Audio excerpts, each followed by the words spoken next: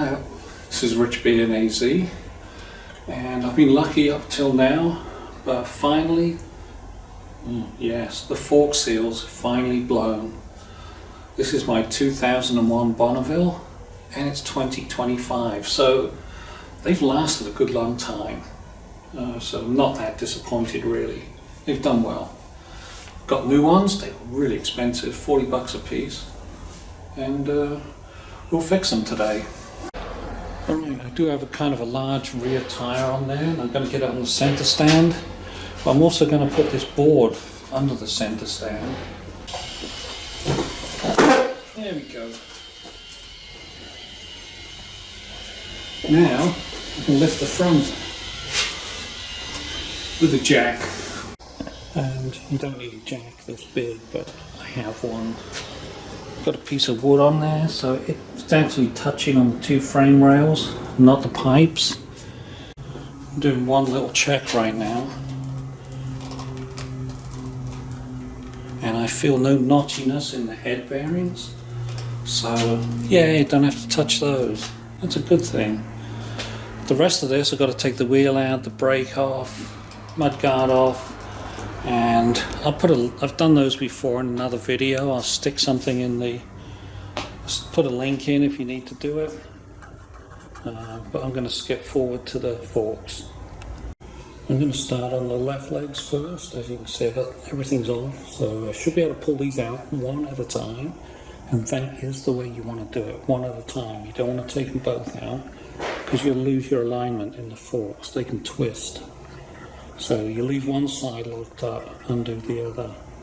Another trick you want to be sure to do is with the top clamp, you want to undo this one first, then loosen this top nut before you undo this one and slide it out.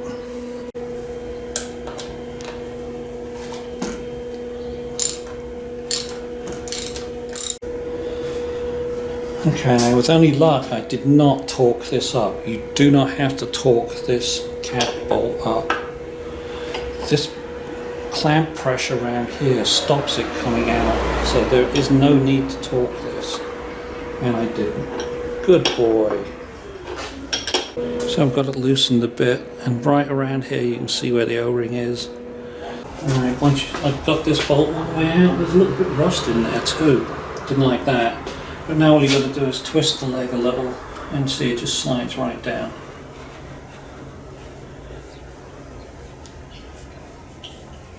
Give a little twist, mind your foot, and there it is, out.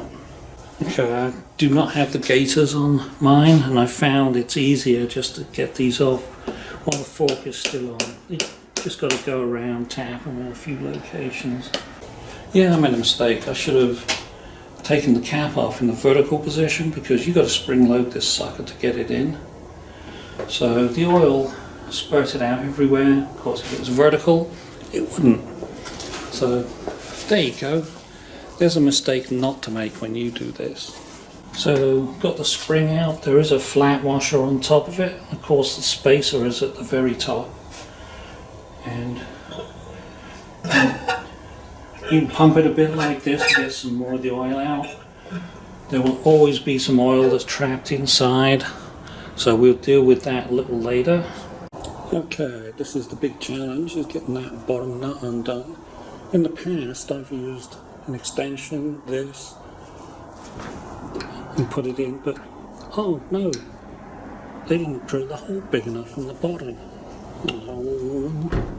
So I had to run out to Harbour Freight and get myself a nice long socket instead of this nice short one. So I've got the 1/2 inch to 3/8 extension. This is my impact wrench, hand hydraulic. Put it in here. Yes, it goes all the way in now. On my Suzuki, which has very similar forks, I was able to use this nice 1-inch square steel bar from Home Depot to stop the damper rod from turning. But when you're looking inside this thing, there is no shape, it is round. Oh, so that's another problem all on its own. So I tried just beating on it putting the spring back in, putting all this back in, beating on it, no good, it just bounces right off. So, old school, I've got a piece of wood, I chamfered down the edges, and you see with this mark here, that's where it finally locks on to the circle that's down the inside of this. Now let me reassemble it. Assembly here, impact assembly. You can now get it in there, and I already have loosened it. You want to wear a glove with one of these. Give it a few good whacks, and it drives it onto that wooden cone, stops it turning, and then it comes off. Yay! Tip the tube up. You hear all the stuff falling down. All the bits and bobs. So this is the damper rod that's screwed into the bottoming out spring, piston ring. There's a drilled hole there. As you see, that there is no shape, it is perfectly circular. Next step is using a putty knife. I've already slipped it in and it comes off pretty easy. Okay, it's probably hard to see, but the Circlip in here has 4 little grooves, little recesses. You've got to find the one that's going to open and end. Oh, and it's the opposite side, sorry about that. It's 1, 2, 3, and there it bounces out. I should also note that if you are handling these and putting things in a vise, only put the solid bits in a vise. Don't put any of this in. And definitely never put a tube in one of these, because they are super thin. Put it in a vise and it will go out around instantly. To get the actual seal out, which is in here, you just got to pull the tube, and then it comes to a stop. There's a washer underneath that, and a bushing, and you just sort of bash it.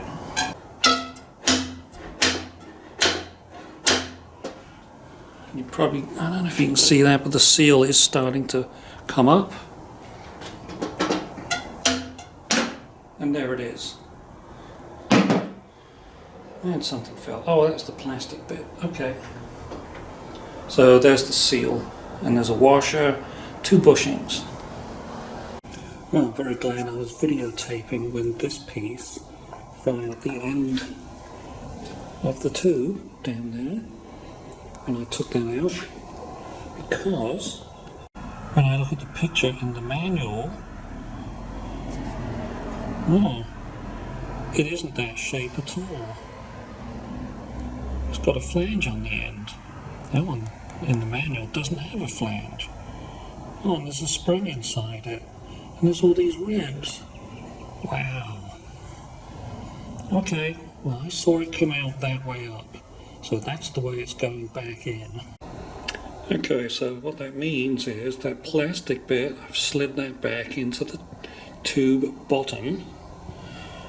I checked the spring and I slid it all the way down the end, inside, the little bottoming spring.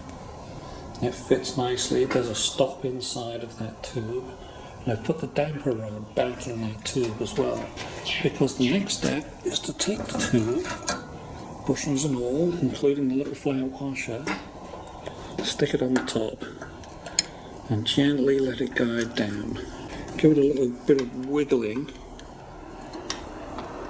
so it can find that tube at the bottom.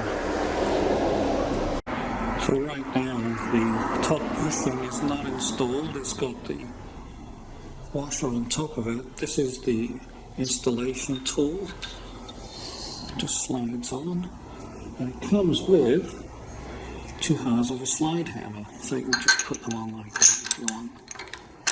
And you gently tap it down until it bottoms out. And we can look every now and then and check to see how it's getting on. And I think it's mostly down. So when I'm looking at this, I can see the bushing is not all the way down, so it's got to be flush with that top surface. Right, so when the seal installer reached the bottom, that is not as far as it needed to go to get the bushing in. So I went around with a screwdriver and just gently tapped it each side just to make sure it was seated properly. This is the seal that's going in, and it has a date code of 2023 in there. So it's only been sitting on the shelf a couple of years. It should be fairly good. So I will be using a 15 weight oil when I put it back in, but that damping weight engine oil works brilliant in these. So it's a fast, cheap improvement really over the standard shocks, which are 10 weight. Right, so I've got some of that oil all around the inside and the outside of this seal, and I'm easing it over the top. Just easing it on. I don't want to cut any of those seal surfaces.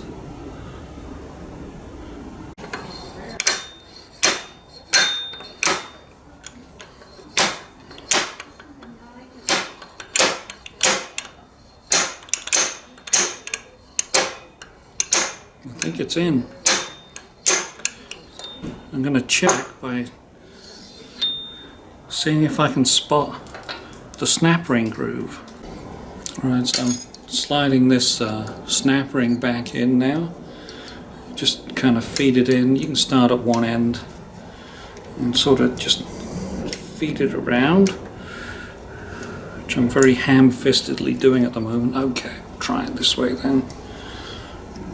So I push the back in first, then I'm going to need a ropey old screwdriver just to push it down and make sure it sits home. Yep, clipped in. And still working it.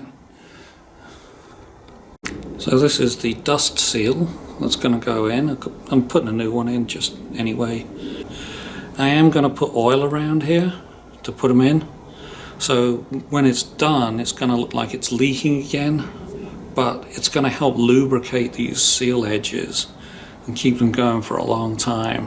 Otherwise, if you put it in dry, they'll burn out.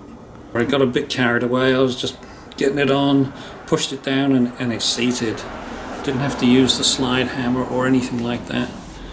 Right, so I've got it all set up again, back in there with the wooden stick in the end, because I'm going to tighten that screw back in. I believe it's 22 foot-pounds. We'll see if we can do it.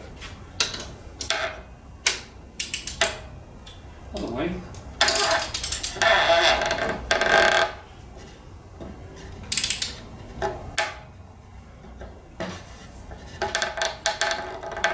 Yeah, I couldn't find a really good way to do it, so I ended up giving it a few smacks with the impact driver going the other way. So the oil level, I'm going to use this stick to measure the oil level, 120 millimeters. So I'm going to pour oil in, pump it a few times, try and get it to this level. When you're pumping the oil in, you've got to plunge this a few times. Make sure all that oil is getting circulated.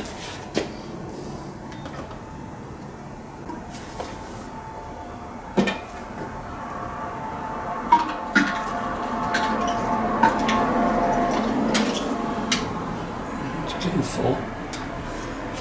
Just touch down, and there's where it should be. So I have a little bit of oil to pour out. Not much. So that's the level. And I'm about 2 millimeters of it, so I'm going to call that good. So the spring, there's a washer that goes on top of the spring, and a spacer.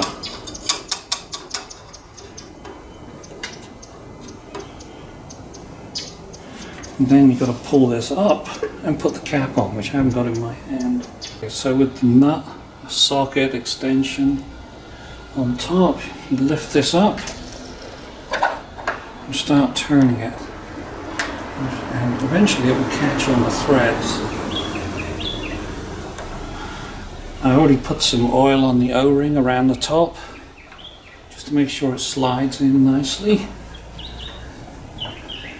And we've nearly got the fork leg done. Just got to get this down a little bit, and that's one fork leg done. I'm going to slide this puppy back.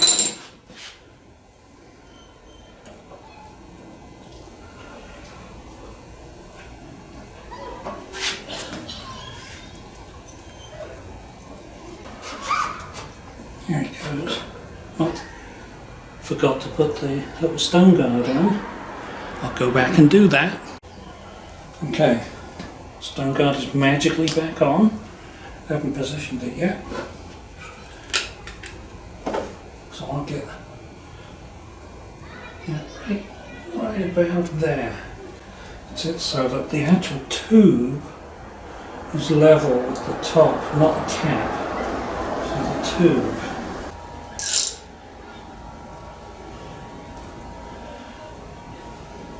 That'll be good. So two things to do. 20 foot-pounds. I'm actually going to start at 15 for the torque. 15. And then I'm going to move it to 20. Okay, there's a little notch in here to put these stone guards back on. And on the inside of the plastic there's an alignment tab. So all I've got to do is just line it up, right? Okay, I'll put some WD-40 over it, see if that helps it get on.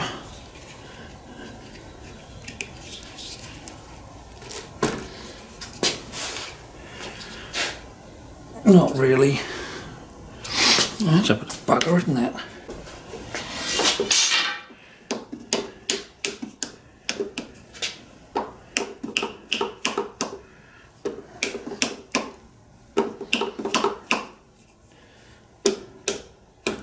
Okay, so that is one leg is done.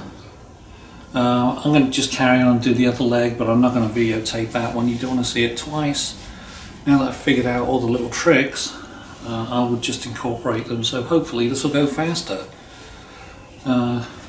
Wheel removal replacement, I'll put a link in somewhere, probably up here or over there. I don't know where it's going to be, but it'll be there somewhere, and that'll help you get the wheel in and out, and the mudguard and stuff back on, and the brakes and everything like that. So I'm glad I got the forks fixed yesterday, because today I have to fix the motor, or replace the motor, on this 43-year-old Kenmore dryer. Next project, waiting. And as soon as I get the dryer fixed, I have these babies to put on a CX-5. Yay! That'll be fun.